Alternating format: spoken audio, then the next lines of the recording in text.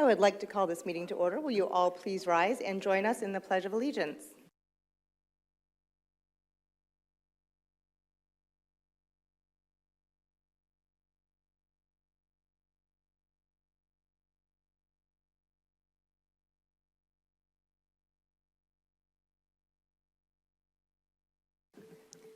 Will the clerk please call the roll? Mayor Reed, Here. Vice Mayor Litt, Here. Councilmember Woods, Here, ma'am. Councilmember Marciano, Here. Councilmember Tinsley. Here. Thank you. Are there any additions, deletions, or modifications this evening? No, ma'am. All right, thank you very much. Next up, we have some announcements and presentations. On the agenda tonight, we have a collective bargaining agreement with our Police Benevolent Association. So I see Cheryl Stewart, our Human Resources Administrator, is at the podium to present this item. Hi, Cheryl. Good evening. Good evening, Mayor, Council.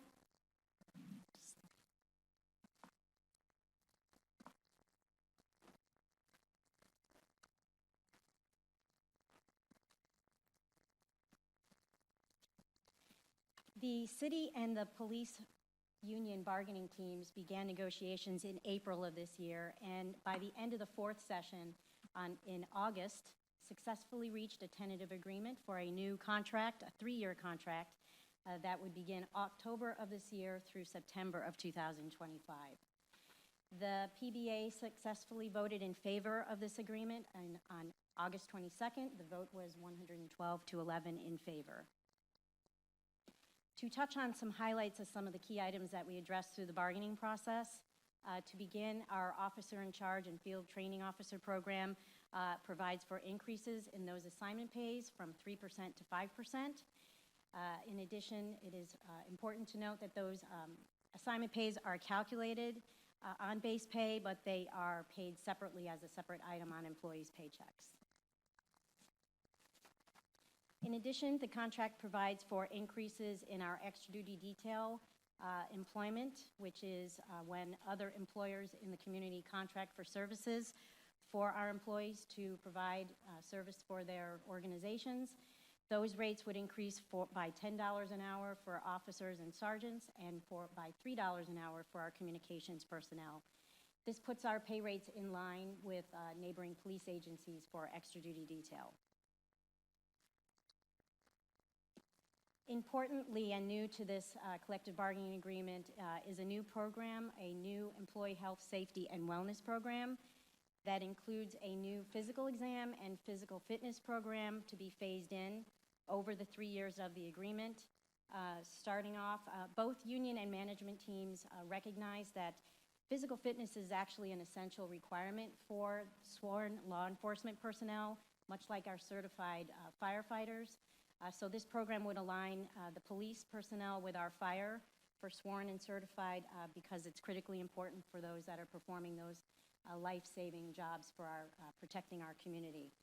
As a health benefit for employees, the contract provides for a new life scan, a comprehensive medical exam, which is known widely for preventing and improving health outcomes, in particular for reducing and proactively preventing risks for our police and fire who are known to be at higher risk.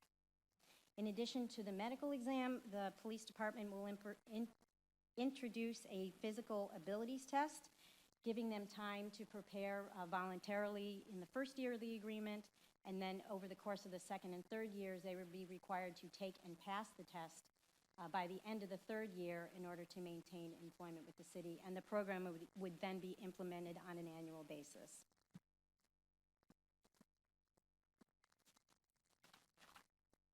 Next, central to the agreement is a new salary plan. The salary plan provides for adjustments based on our local market. It's a consistent approach that we actually implement for all employee groups throughout the city. The salary structure consists of pay range minimums, which is the starting pay, and maximums, which is top out. By doing this, we would be slotting all of our employees, or our officers and sergeants, into the newly adjusted salary ranges in year one.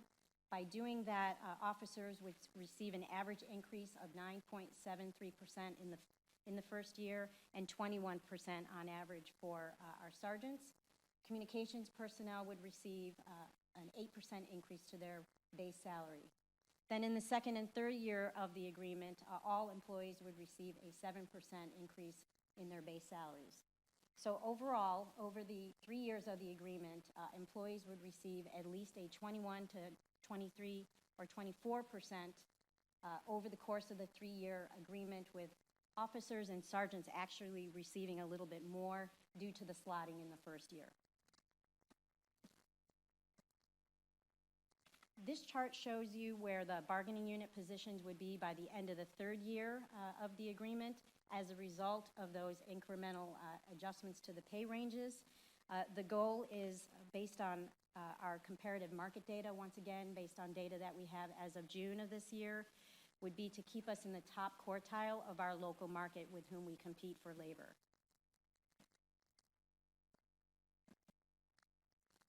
Also, the new agreement provides for a new additional pension benefit, a cost of living adjustment in the police pension plan. 0.5% would be implemented each year of the agreement for a total of 1.5%.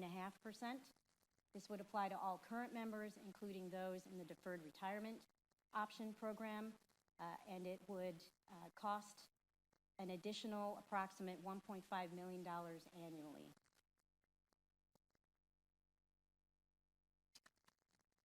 The projected total cost of the salary adjustments that was presented to you would be over the 3 years of the agreement is approximately $4.75 million in total, which is about $1.6 million each year of the agreement.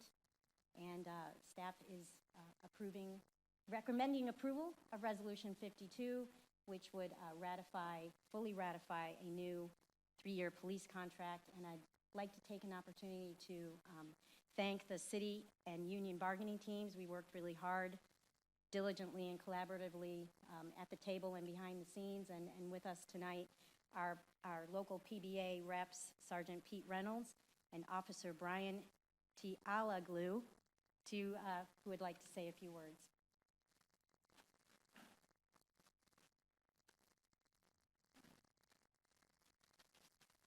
Good evening, City Manager Ferris and Council and other members. I don't have anything scripted to say. We just wanted to come up here and personally thank you for approving this contract through the negotiations. I know nothing gets done in the city without your approval, without your hands on it, and we appreciate that. We feel the contract overall is very generous, and they got overwhelming support by our members during the vote. And I think it's a win for the bargaining unit and the city administration going forward the next 3 years. So thank you, and thank you, Council.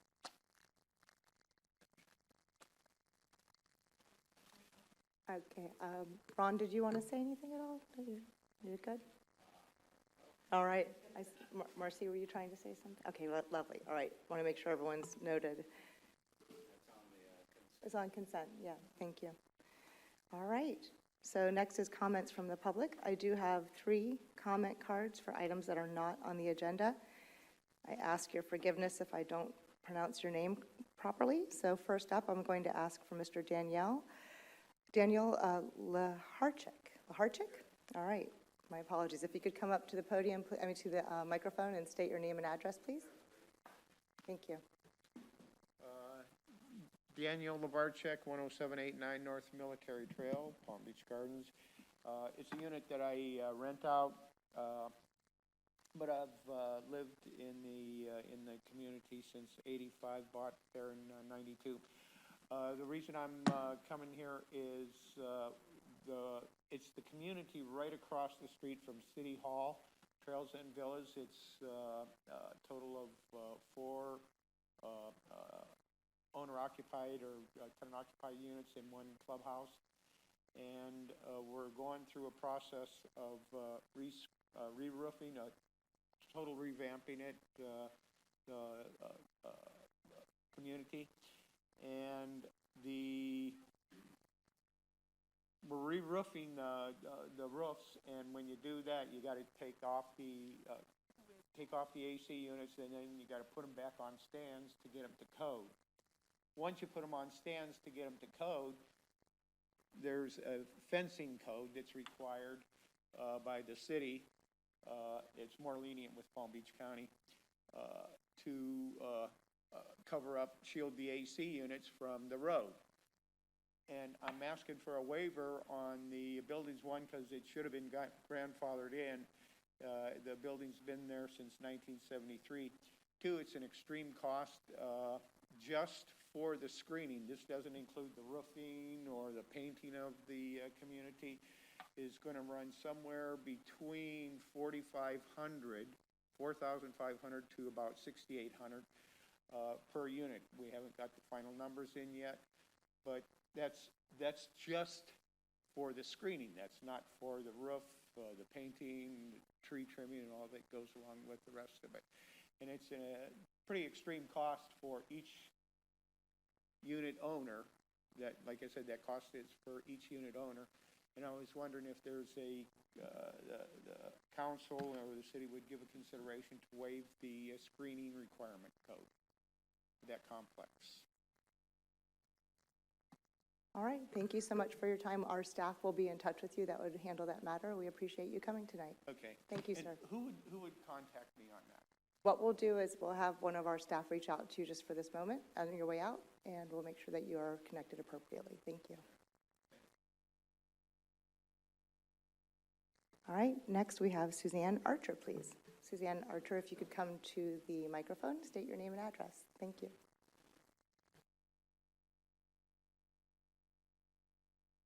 City Council members, my name is Suzanne Archer. I live at 3187 Gardens East Drive. It's known as Meridian Park, but many people call it Sandalwood. The community is not a PUD. Excuse me, ma'am, I'm sorry. Can you please speak closer to the microphone? We're not picking you up properly. Thank you. The community is called Meridian Park. It is not a planned unit development, although it is being treated that way, and many people think it's a condo, but it is not. Back in 2005, we had the roofs replaced, and ironically, I have the same subject matter regarding the screening around the AC skirts above the two-story townhomes. I objected to the structure and had a public records request in 2008 from the city. I wanted to see the permits and the design engineering. I got nothing from the city. I did get a certificate of completion for all 62 buildings on one sheet of paper that said that the roofs were completed and complied, which to me doesn't look like it's valid, but that's what the city gave me. In the meantime, I did get a hold of the Florida Department of Engineering in the state, and they sent me a 200-page document with two experts that came to the conclusion that the rooftops AC skirts are gross negligence. They do not meet Florida code. The engineer was cited, fined. He was also reprimanded, made to take classes. The damage to these skirts, they're metal skirts, and they did all blow off. I have a picture of them I could submit. And I'm requesting that these AC skirts, which are a hazard according to the state of Florida, be removed. All 45, because 17 buildings were allowed to relocate the ACs on the ground. That was done without a permit as well. I do show here that Sandalwood is residential. It's not planned unit. That's what the city told me. And at that time, there's an email from the president of the association that states that they were concerned that the mayor of Palm Beach Gardens was concerned about this, and why is he involved in our roofs? I'd like to know if this can be done, and I've got supplemental papers here. And our AC skirts cost us $360,000 just to put them up. A month later, they all blew off, the doors and gates, and it turned out that we each got charged $3,500 to replace the gates. So I'm requesting removal of the AC skirts. Understood. Thank you again for coming. So we'll be doing the same thing if you wouldn't mind, either on your way out or if you're having a seat, someone from our staff will come right over to you. Thank you. Thank you for coming. All right, our last card is Terrence Davis, please.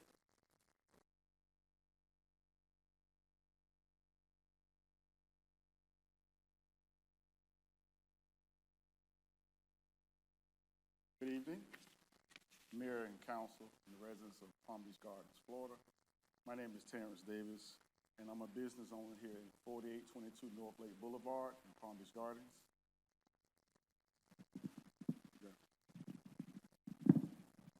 Thank you, sir. Like stated, my name is Terrence Davis. I'm currently a business owner here in Palm Beach Gardens at 4822 North Lake Boulevard. I'm a proud graduate of Palm Beach Gardens High School, class of '94. Go Gators.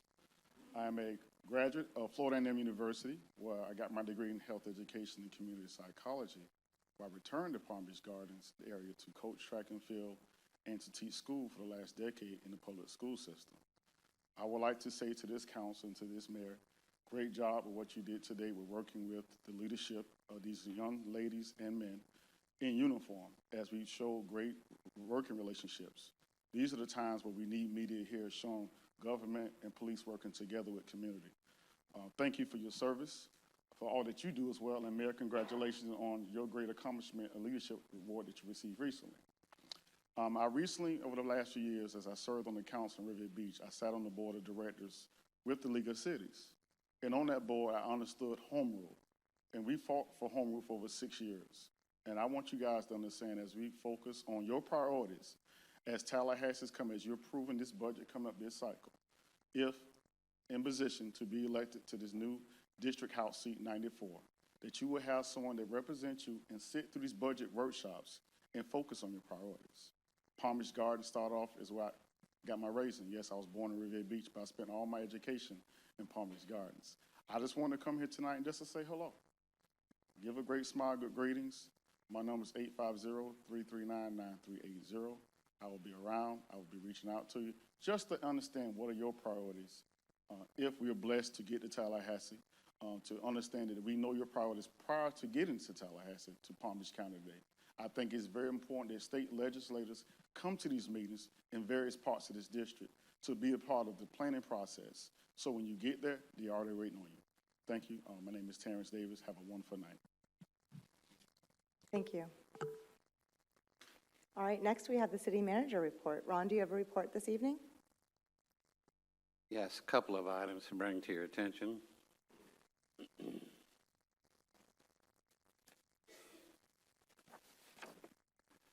First thing, as at this time,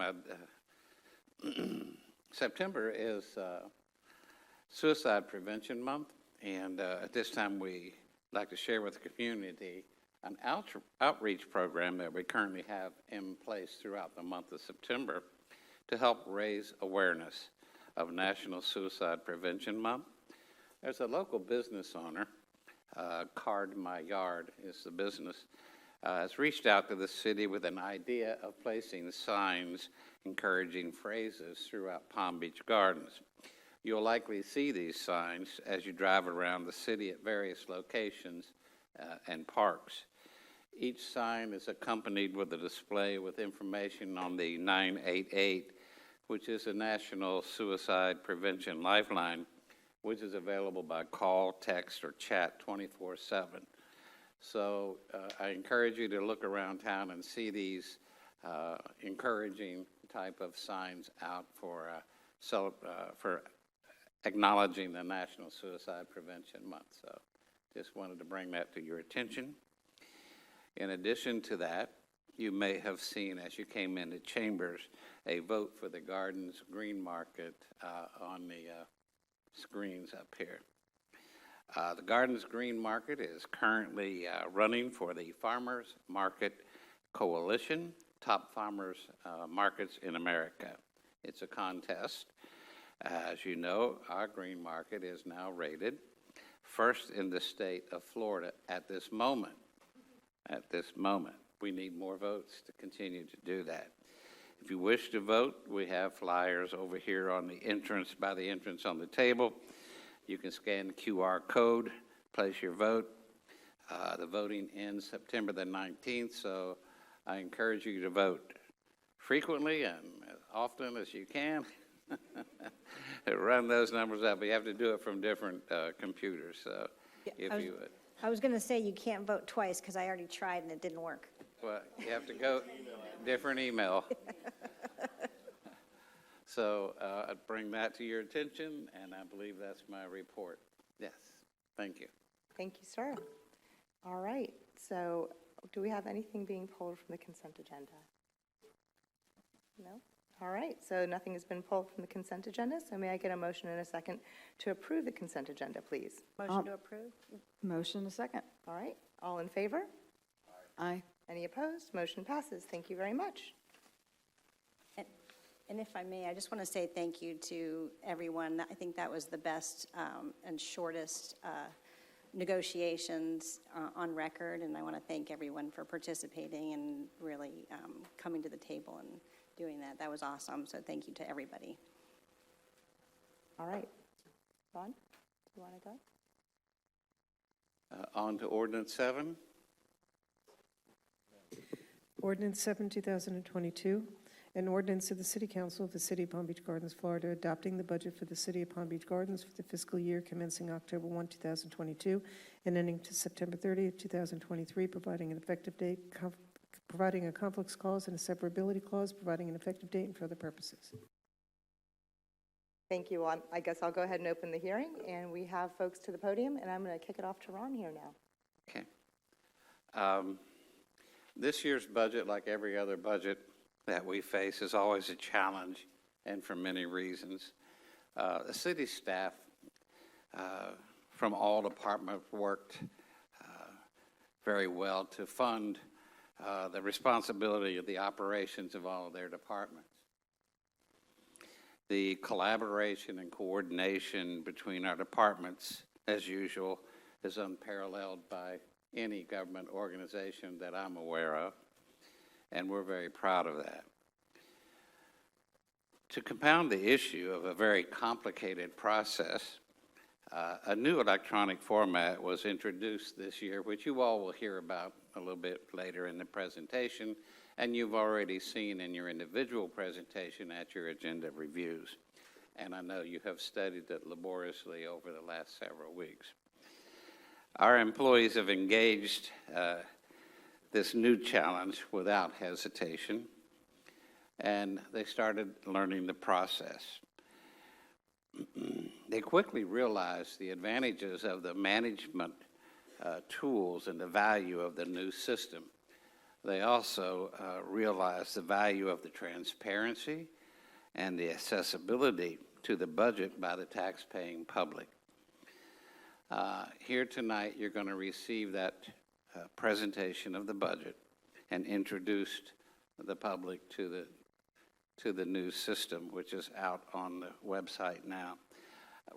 Not regrettably, but I'm sorry that Alan Owens is sick and not here. He's dying to be here, but he's very, very sick and able to attend.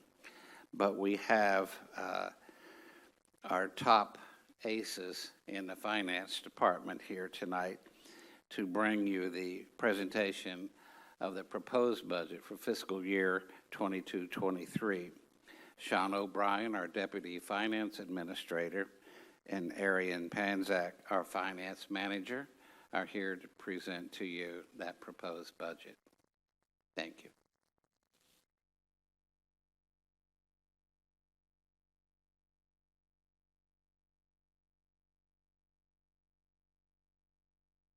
Good evening, Mayor and Council.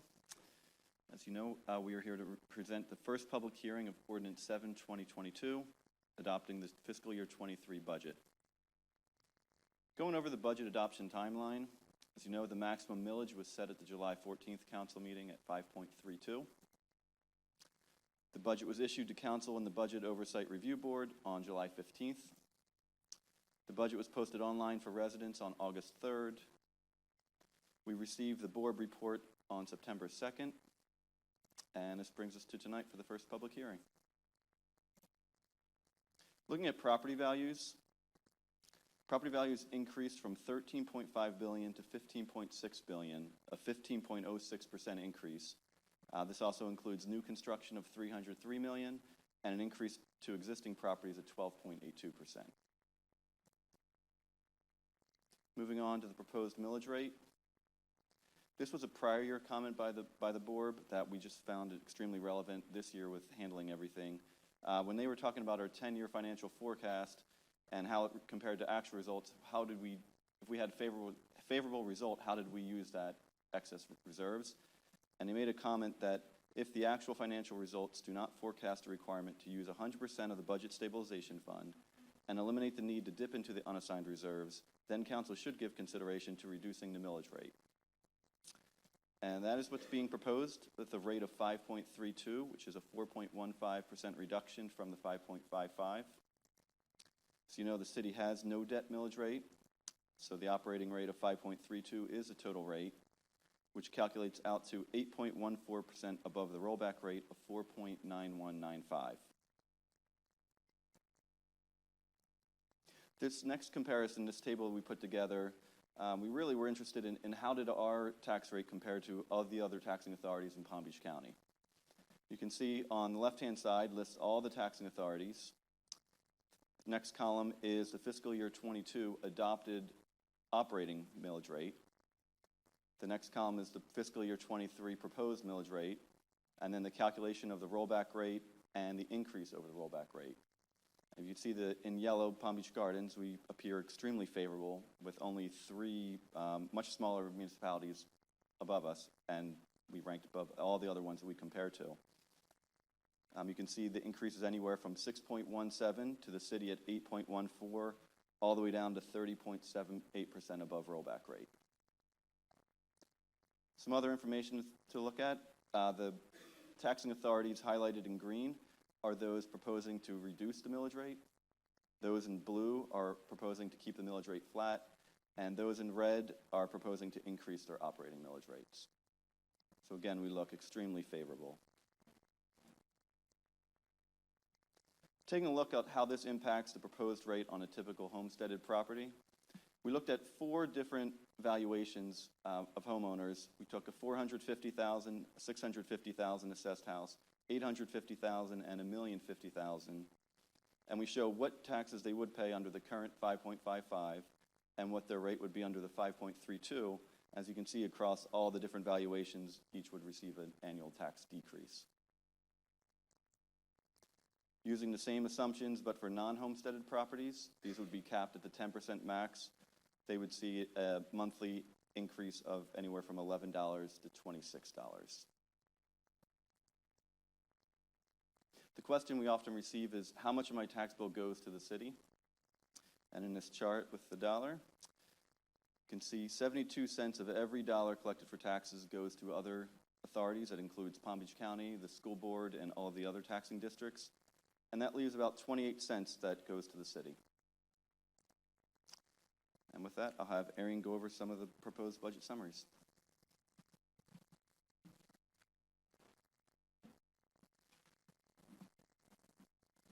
All right, good evening, everyone.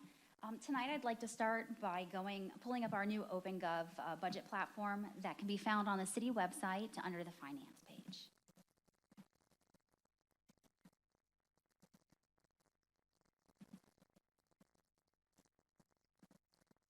All right. So looking at the all funds summary, the total proposed budget for this fiscal year is $236 million. Governmental funds make up $208 million, whereas proprietary funds make up $27 million. That's an 8.5% increase over last year's adopted budget of $217 million. Scrolling down to the next graph categorized by revenue type, ad valorem comprises our single largest source of funding for the city, making up 33.7% of the total revenue source. The beginning fund balance is the second largest at 32%, and charges for services is the third largest at 15%. Moving on to expenditures, which are balanced at $236 million. You'll see personnel is our largest use at $100 million. Operating is $40 million. Capital outlay is $6.6 million. Debt service is $6.9 million. And reserves rounded out at $80.8 million.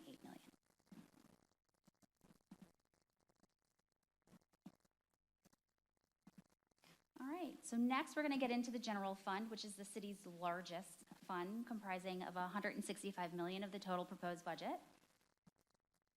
You'll see ad valorem is the largest single revenue source, making up 48% of all revenue sources. The beginning fund balance is the next largest at 30%.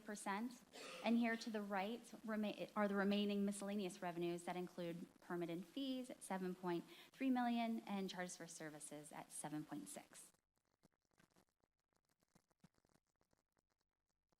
Scrolling down and looking at revenues, which are balanced at 165 million. Personnel is for the general fund, make up 78 million. Operating is 29.8 million. Capital outlay is 3.6. Debt service is 3.5, and the reserves round out at 49.8 million.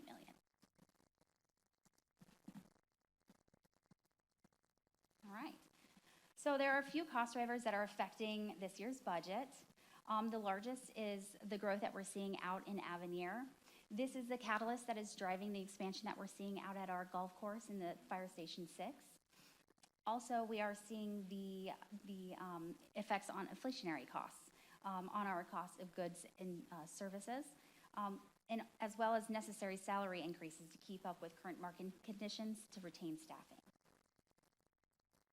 So moving on to the general fund, what impact we've had. Overall, the general fund personnel costs are up 6 million for a total of 78.1 million. This is largely due to increased health, pension, and salary costs, which we'll get into next. All right, so general fund salaries, they are up 3.4 million to 51.2 due to the proposed salary increases for personnel. At the time we were preparing the budget, PBA was under negotiation, so for budgeting purposes, we projected an 8%. The IAFF bargaining agreement per contract is 5%. SEIU bargaining agreement is 6%. And this year, for general fund employees, we proposed an 8% market rate adjustment. Moving on to the summary of new position requests. Recreation has requested 3 additional positions for a rec supervisor, a lead lifeguard, and an operations manager. Also, the Golf Division has requested 4 new positions for the expansion out at the golf course, to include an operations coordinator, a tournament and events coordinator, food and beverage manager, and 1 chef. Both of these divisions, new positions, will be funded by revenues generated from the user fees. Moving on to the general fund requests, we proposed the phased hiring of 21 firefighters to begin training to staff Fire Station 6. We plan to hire those firefighters in 2 different groups. Group 1 will propose hiring 10 employees and plan to have them onboarded for about 6 months of next year. And then the second group, 11 employees, and they'll be on for about 3 months. There's also 2 logistics coordinators and an assistant division chief requested. Also, we have 1 new police captain, 2 police service specialists, 1 planner, 1 development compliance technician, a legal assistant. We're also requesting a multimedia communications manager and 1 administrative specialist for public facilities. This would give us a total new position request of 39 positions. Overall, this would bring our full-time count to 596, or 9.98 per 1,000 of the population. We always like to use this metric to measure ourselves back to our pre-recessionary days, just to show that we are doing more with less. Also, pension costs are up 1.3 million per actuarial evaluations for both PD and fire, as well as statutory rates for FRS, for a total of 13.3 million. Moving on to health costs. Medical costs are also up 10.4%, or 840,000. Funding for our premiums paid through our self-insurance fund has increased slightly due to trends of the plan. We have a very healthy reserve balance with an estimated 7.9 million set aside for reserves that would cover roughly 10 months worth of claims. The Office of Insurance regulation requires 90 days, so we're well over that minimum. Moving on to our maintenance, repair, and operating costs. David and his team over at Community Services have a 5-year schedule that is reviewed annually to prioritize projects around the city. And this year, we have $434,000 budgeted for parks irrigation, fencing, netting, sod, court resurfacing, and equipment repairs. We also have $578,000 budgeted for repairs and maintenance of various equipment and structures, including roofing maintenance and painting. We also have $630,000 budget under gas tax for road resurfacing, striping, and parking lot and sidewalk repairs, and $140,000 for roadway, tree trimming, and plant replacement.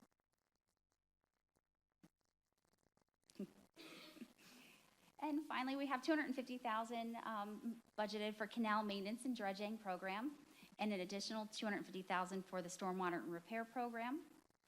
On top of this, we were just notified that we were awarded an additional $500,000 grant from the state legislator that will be added to these amounts next year. So they'll have a total of $500,000 to spend for canal maintenance and an additional $500,000 for the stormwater repair.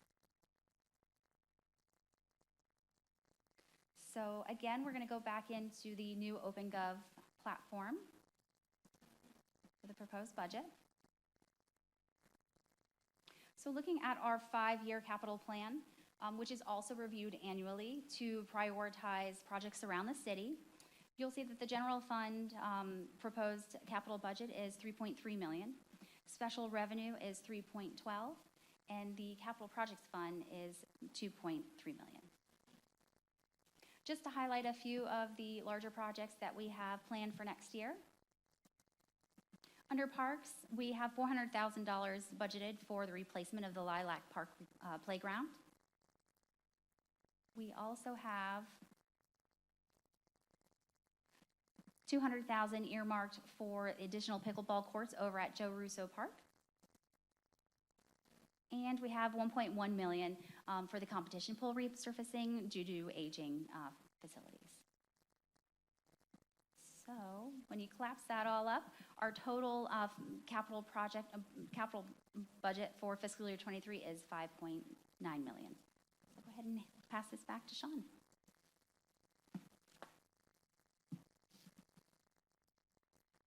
Taking a look at how the general fund is going to be balanced next year. We always do this, balancing the uses of funds with the sources. We started the year with a budget shortfall from the prior year of $2 million. There was an increase in personnel and operating costs of $8.9 million. A small increase in debt payments of $288,000, and that left a small amount added to ending reserves of $6,000. And to help offset these increases, some of the sources of funds, an increase in ad valorem of $7.8 million, increase in other revenues of $837,000. This is mostly electric franchise and gas or sales tax. A decrease in budgeted capital of $2 million, and a decrease in transfers to other funds of $450,000. Going back into OpenGov and looking at some of the other funds. As you know, our internal service funds, the city has two, the fleet maintenance and the self-insurance fund. You can see the self-insurance fund is budgeted, balanced at $20.8 million, and fleet maintenance is balanced at $6.5 million.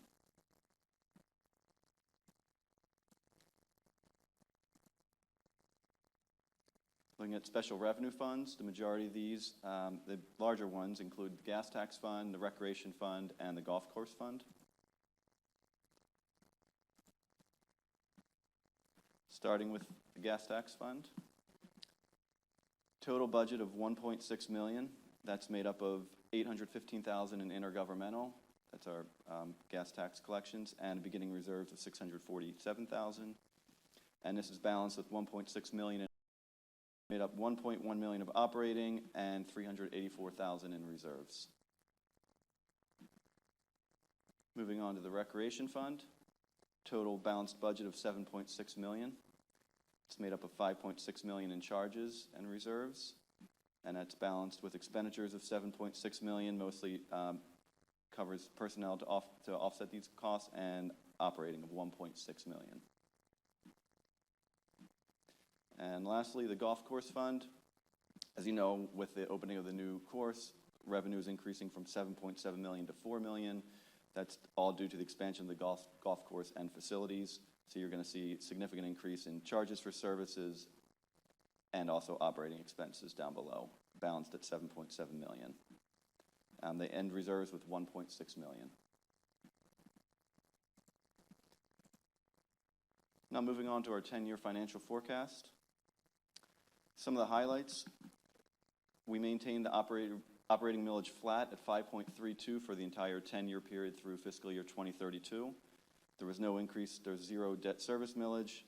By the end of the 10 years, the unassigned reserves were estimated at 26.7 million in fiscal year 2032. So you know that's in compliance with council policy of keeping at least 17% in reserves. And the budget stabilization reserve maintained a balance at 8.5 million by the last year.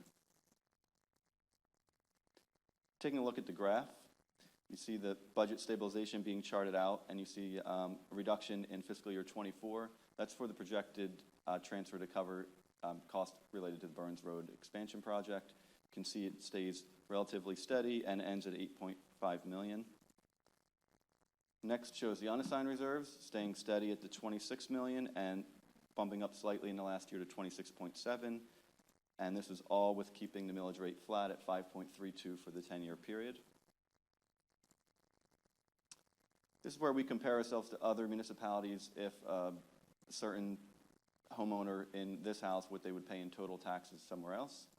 As you know, unlike most cities, the city does not levy any of the following. There's no charge for residential garbage or trash collection. There's zero utility taxes on electric, water, and gas bills. The city does not assess a stormwater or fire service assessment.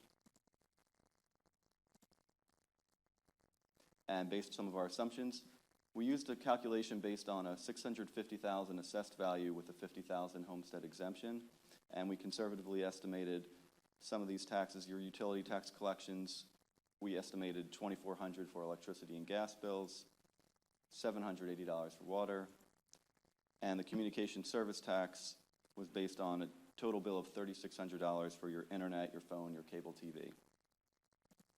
So here's a chart where we compare ourselves to some of the other municipalities in the county. You can see Palm Beach Gardens looks favorable with the least amount of the tax liability, going from Palm Beach Gardens at $11,509 all the way down to West Palm Beach at $13,735. You can see the different columns, the city ad valorem tax, all of your other taxing districts make up, that's part of that, 72 cents.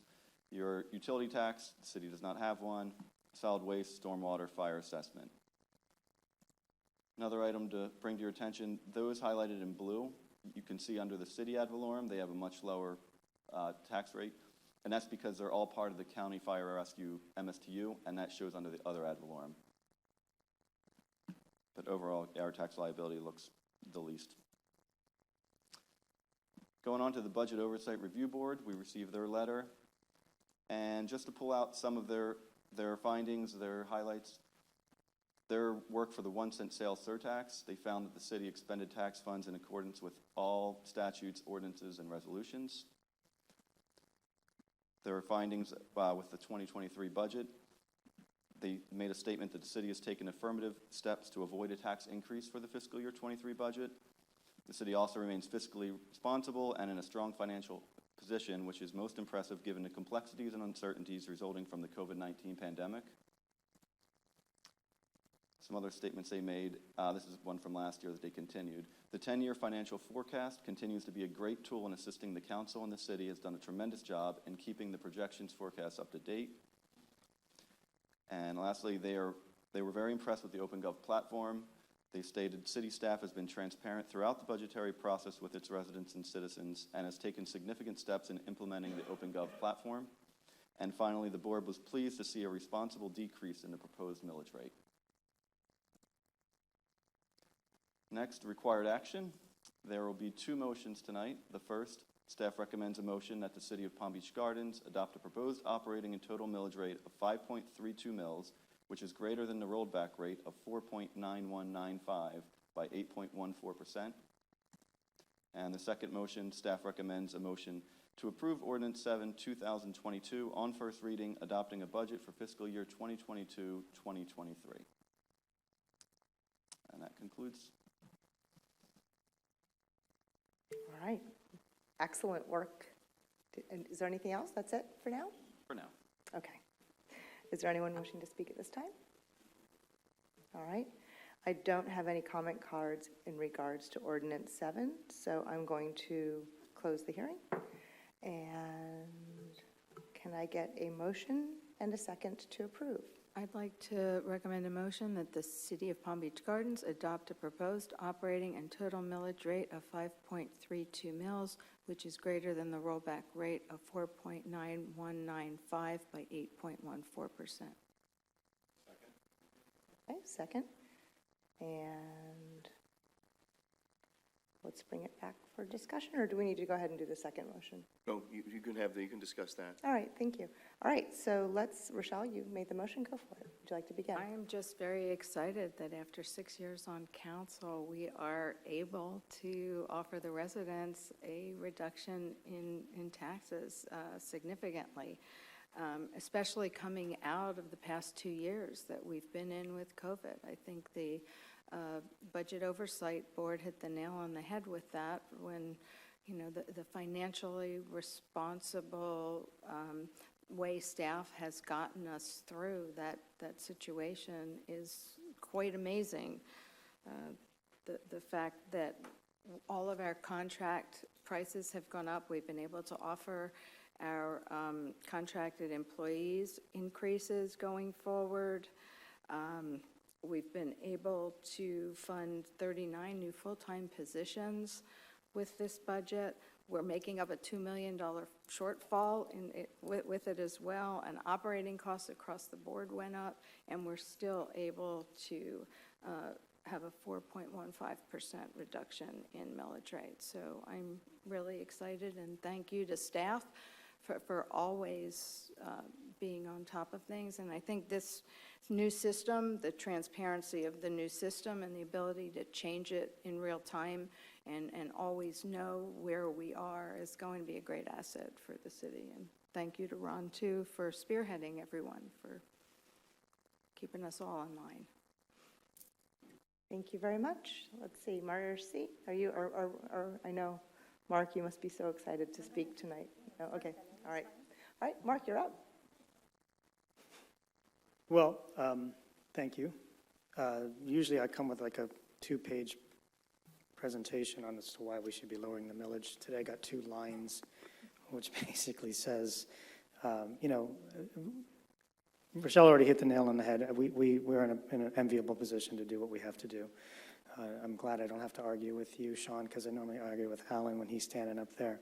But things just to consider for future, since this is our last budget. When I say our, Rochelle and I, our last budget to discuss. You know, I've never really been a believer of trying to hit rollback because it's an impossibility as costs go up. The city's in a very enviable position. We have all of our main contracts up to date. We have staffing levels at an appropriate level. We have future capital improvement projects funded. We have infrastructure that is in perfect shape for a city that's growing, and we have a lot of future development coming. There's obviously going to be an opportunity in the future for continued scrutiny of the budget.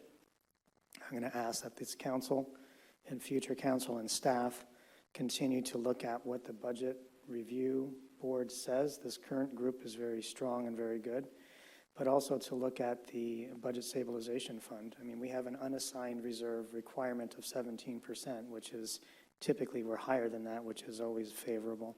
But the budget stabilization fund is really the key, because that'll tell us where we're at, where we're going, and what we need to do. So I'm happy that we can simply process this request from staff to pass this budget. Alan, if you're listening, good job and thank you.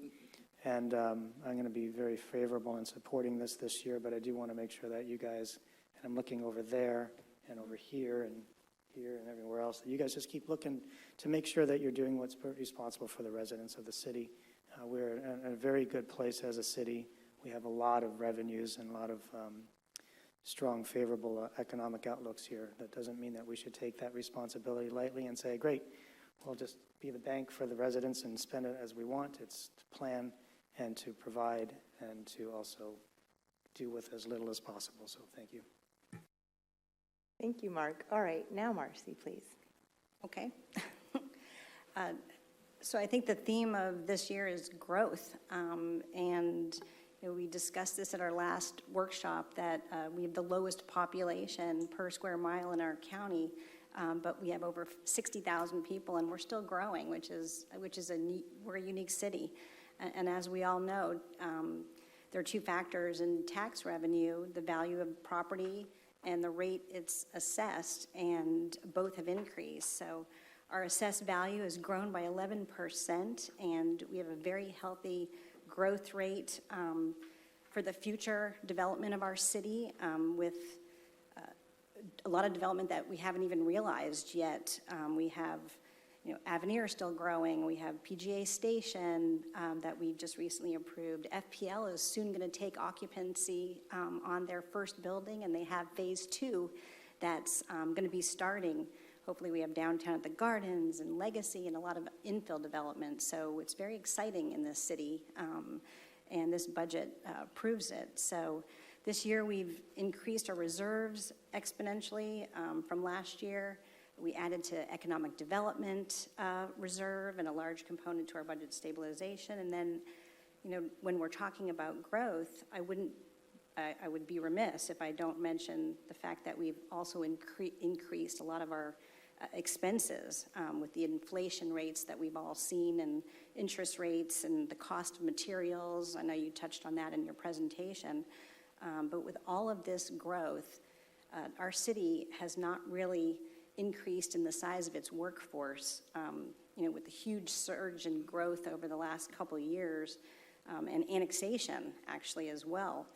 Team Palm Beach Gardens and a lot of the department heads are here tonight, did what they could. They kept up with the pace of the growth with the same amount of employees. And I just want to say a big thank you. Oh, and we won numerous awards on top of that. So I want to say thank you so much to all of you, because you do it so well. You make it seem seamless. And I know it's not. It's a tiring effort, but you do such a great job. I want to thank Ron and Alan, Sean, everybody, the whole team, all of you guys, for listening and taking our comments from last year's budget review and putting it into action by reducing the millage. It's extremely exciting.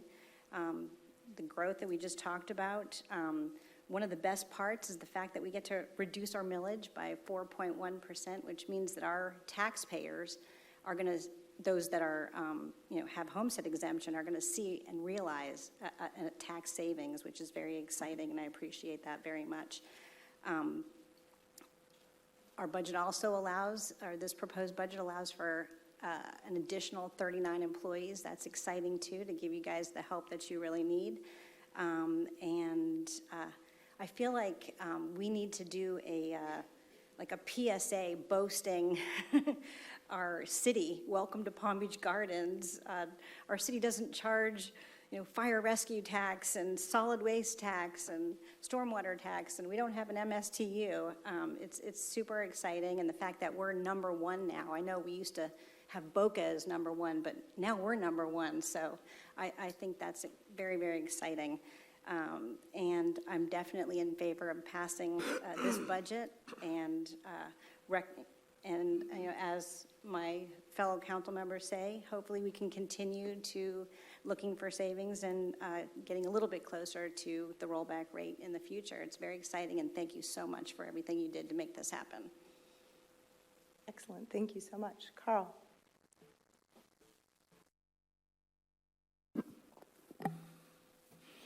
The budget is the most important thing this council does all year to the city, is to approve this budget. And this is like the shortest conversation. We talk longer on building a 7-Eleven than we do on the most important thing we do all year. And if my fellow council member Mark's happy for the first time in the 6 years I've been sitting next to him, then what do I got to say about it? But the work's been done. We were looked at by an outside agency, which helped me grasp the future of the city a little bit better, other than relying on staff all the time, so that helped me. We had community input on that workshop, which was positive feedback.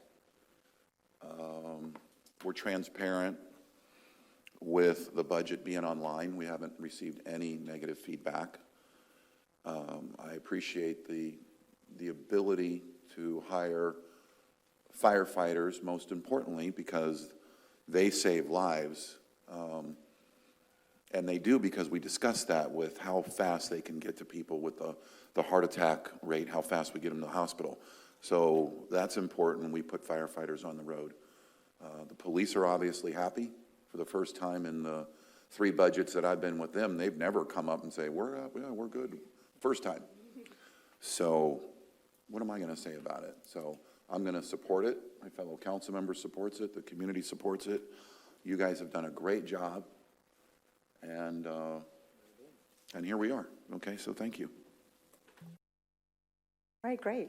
I'm going to echo my council members for a moment, but I just want to sort of dial back for a second. This has been interesting for me because I was elected during COVID and got to watch the budget do different things than it normally does during that first year that I got to sit up here. And when I look at the budget, I think about what our citizens are looking at and what does it mean for the future. What does it create for the city? You know, what do they do with all that money? Where does it go? And now that we've, weathered storms, we've weathered a pandemic, and now you are able to pull up the budget in real time, just literally on our website, so any of our residents can do that right now. And that is an exceptional, transparent service that I don't think anyone else around here has. And it was so beautifully presented, and I want to thank you guys for taking the time that you did to help our council learn how to navigate it as well as we did. And this budget, the property appraiser, we kind of won a lottery this year. I mean, we earned it, we deserve it, but we're not taking it and going on a fabulous vacation. We're taking it and we're buying an insurance policy, and it is reflective in every single click of the mouse on this budget. So I want to thank you for going through the process to get onto OpenGov. I know every single department was involved in that, and it's not easy to migrate that much data, but now it's extraordinary. Every night it refreshes and you have the budget in real time. And not only is it in real time, but it gives us the ability. Arian explained to me that as we hire these firefighters, it allows us to show them coming on in stages as well, which we couldn't do as easily for the residents to understand. And also what I really loved about the budget this year was under the key initiatives section where our city manager's letter started, it talked about what our residents wanted in the survey that they fill out every 2 years. And our budget then responded to each of the requests of our residents. So that's where I think the best part of our budget comes from. We listen to what our residents want, and that is what we provide. So I can't say enough thank yous to every single department head, every single staff member, and to our accounting staff. And Alan, I hope you're feeling better. And especially to our city manager, thank you so much for leading the way on this one. It's an honor to be sitting up here when taxes are going lower. So with that, we need to read the second statement, I believe. We actually need to Yep. call the question on the Okay. village. We'll do so. We have a Okay. motion and a second on the floor. Let's on the do village. it. All right, so no further discussion. All in favor? Aye. Any opposed? Motion passes. Thank you. Now we need to read it. We've read the title. We just need a motion to pass ordinance All right. 7, 2022 on first reading, adopting the budget for fiscal year 2022, 2023. If Thank you. okay, Madam Mayor, I'd like to make the motion to accept ordinance 7, 2022 on first reading, adopting a budget for fiscal year 2022, 2023. Appropriate. Do I have a second? I'll second that. All right. Budget's passed. Congratulations. Well done. We have to Nope, vote. call Oh, question. I have to call it. Okay, sorry. I've always watched everyone do this and wondered why they didn't get it right. All right, so all in favor? Aye. Aye. Any opposed? Now it passes. Now it's passed. Thank you got it. very much. My Madam Mayor, apologies. if I may Yes, sir. indulge you just for one more minute, we have one small little special presentation left. I can't wait. We have one last special thing we'd like to share with everybody tonight. It's a special project that we've been working on with our public communications department, and we wanted to create a budget message that we shared on the city website and on our social media platforms. So let me go ahead. That was fast.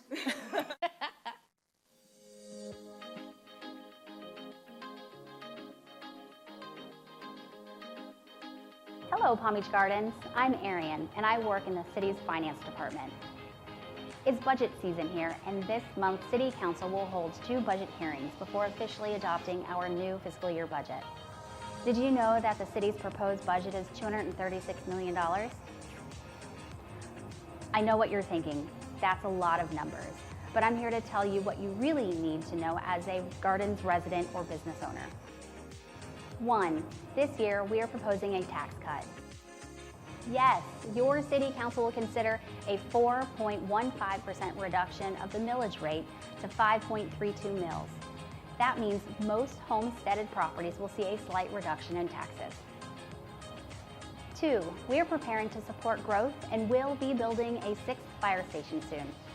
We'll need to fully staff that station, so we will do a phased hiring of 21 firefighters.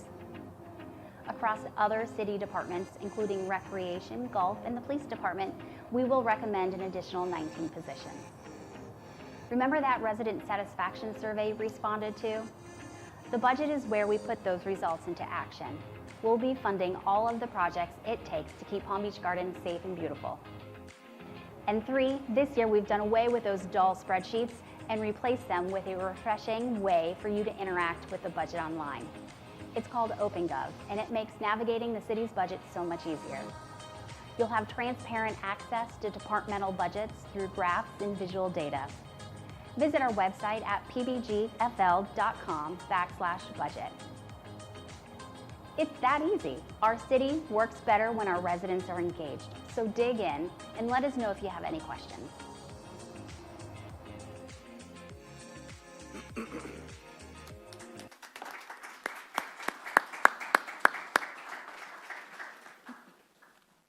Well done, everybody.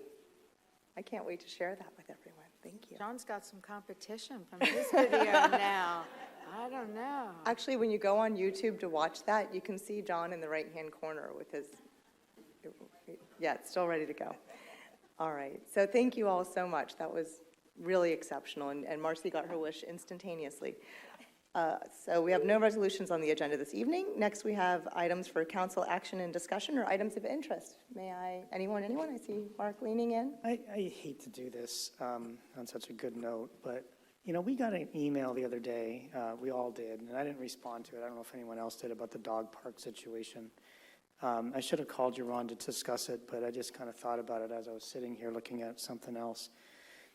You know, we've got a couple dog parks in the city. I know that Lilac Dog Park is being renovated. We're spending some money to make that park more year-round without the closures.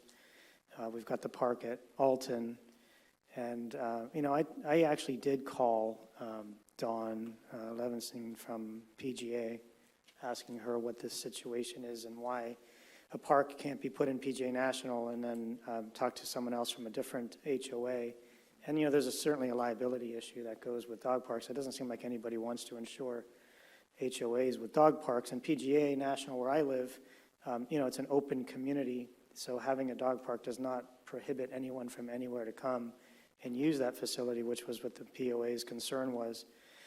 But, you know, we've got 2 public dog parks in the city. We've got a growing city. We're looking at budgets and talking about capital improvement projects. Some of the new communities that have already been approved that are being built have designated dog parks for their residents within them. But, you know, does anybody have a thought about dog parks in the city before I ask what to do about it? Oh, I will say that we are about to spend a tremendous amount of money on the Lilac Dog Park to make it even more extraordinary. So, and I know our residents go there frequently. Were you going to say something about it? No, go ahead. No, you're good. Go ahead. I've used the Lilac Dog Park, and I'm so happy. I didn't know until I read the email that we were spending money fixing it up because it needs it.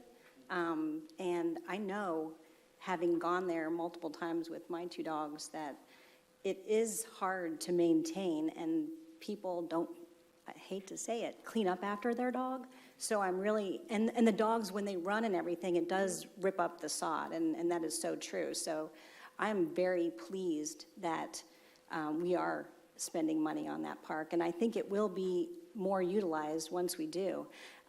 I can tell you that as a lover of animals and dogs, and I know when I go to North Carolina, the whole community is very, very dog-friendly. They're allowed everywhere in every park, and every shop has water bowls outside and everywhere in North Carolina. But here in our city, I live in Evergreen, and we tried to put a dog park in Evergreen. We do have some areas where there is an opportunity to do it.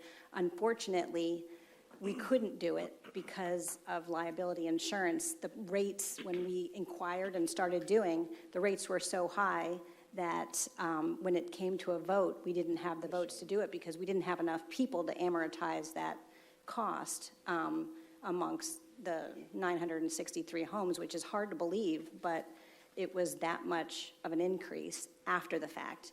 I know that Avenir, they might have a dog park. I don't know if that's going to come to fruition.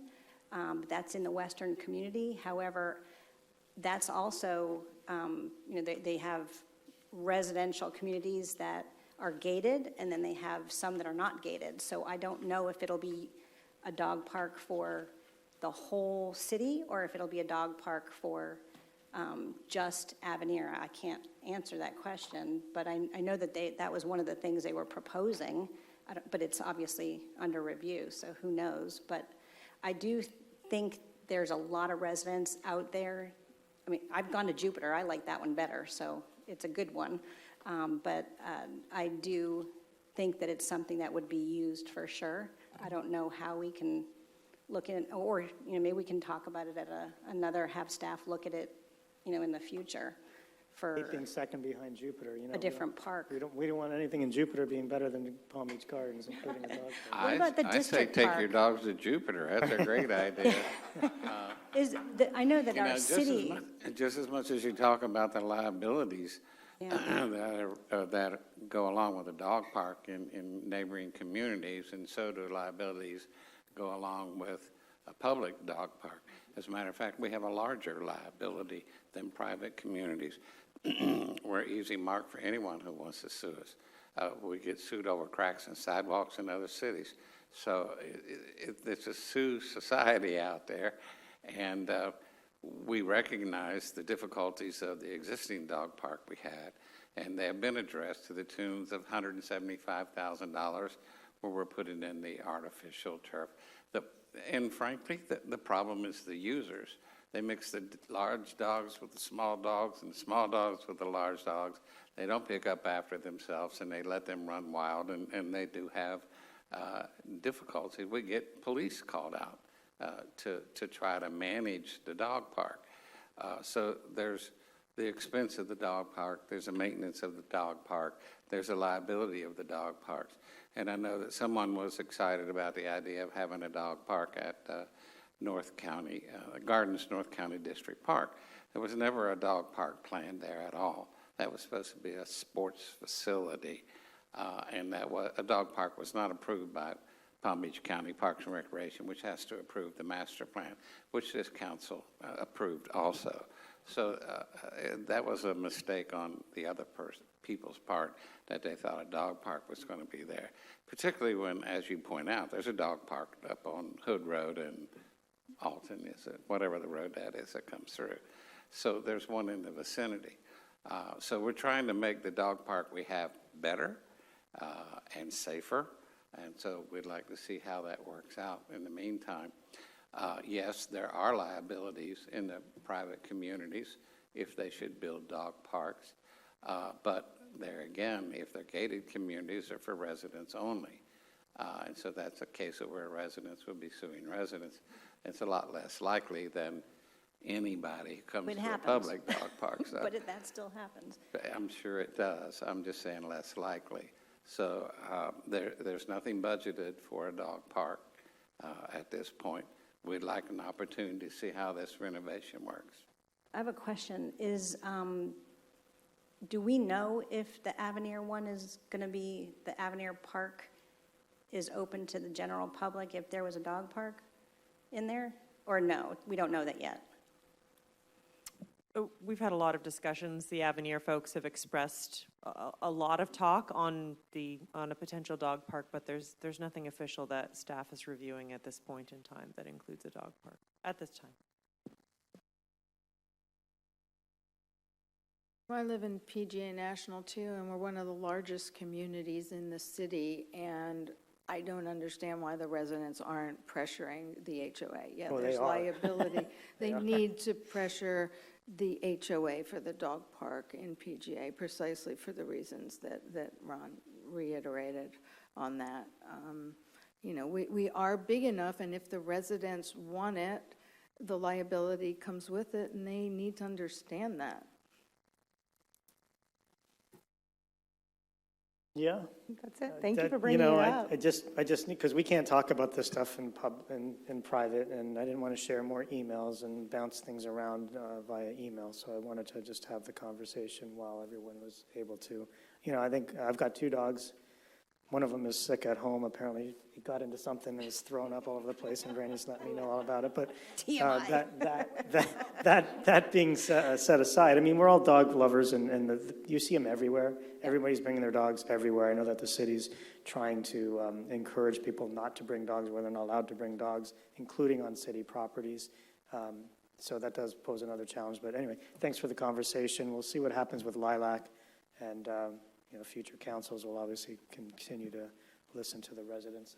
Yeah, and I too would like to see how that Lilac Park works with the improvements and the artificial turf. I think that's going to make it much better. So hopefully it'll be a good pilot program for maybe a future one, you know, going forward. All right, any other conversation points, topics of interest? No? All right. Next is our city attorney report. Max, do you have a report this evening? Just that in the Palm Beach County versus City of Palm Beach Gardens, the impact fee case, it's fully briefed. September 1st was the deadline to file for oral argument after an excruciating deliberation with our legal team. I went back and forth with the lawyers of both Assistant City Attorney Poore, as well as Scott Hawkins and Mike Tanner and Ken Bell, and went back and forth as I labored over the decision whether or not to request oral argument. It took a great deal of discussion and convincing for me finally not to request oral argument. It was very hard for me not to at least ask for it. But based on the quality or lack of quality in the county's brief, we deemed it more prudent not to request oral argument and give them an opportunity to stand up in front of the court and potentially rehabilitate some of the ridiculousness in their brief. I think our appellate team did an outstanding job on the brief.